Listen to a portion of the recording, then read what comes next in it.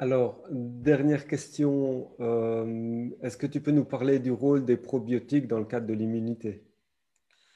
Oui, les probiotiques ont un effet très intéressant pour renforcer, pour reconfigurer de manière plus équilibrée le microbiote. Et comme on l'avait déjà expliqué lors de la dernière intervention, le microbiote fait partie intégrante de l'immunité et aussi important, voire dans certains cas plus important que le système immunitaire lui-même, bien qu'on ne peut pas dissocier système immunitaire et microbiote et barrières ou muqueuses, le microbiote a vraiment un rôle extrêmement important. Le microbiote prévient le passage des germes ou des micro-organismes pathogènes, il prévient leur passage à travers la barrière.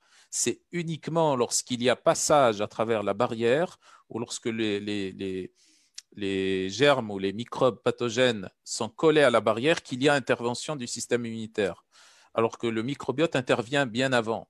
Donc, c'est un organe extrêmement important pour protéger l'organisme.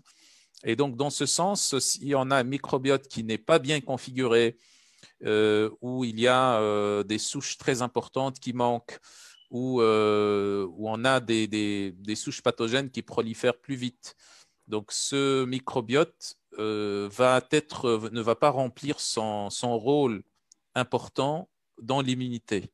Et du coup, le fait de le renforcer, de bien le configurer et de faire ce travail sur le microbiote devient indispensable. Et dans ce sens, on a les probiotiques et également les prébiotiques, donc en général les symbiotiques.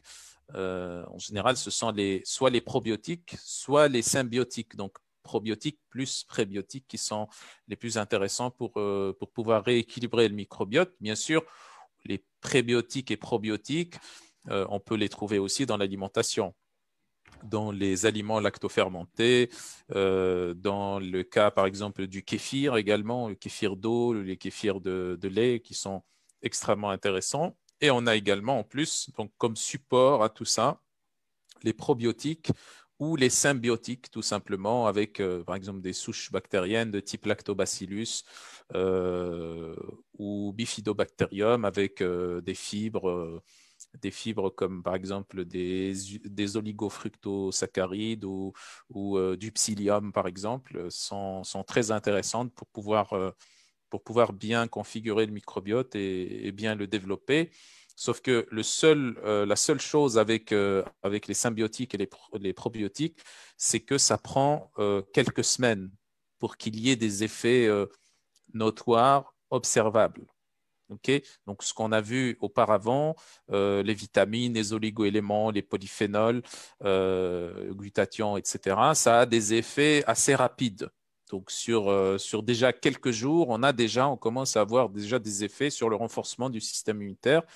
Alors qu'ici, au niveau du microbiote, c'est un travail qui nécessite un peu plus de temps.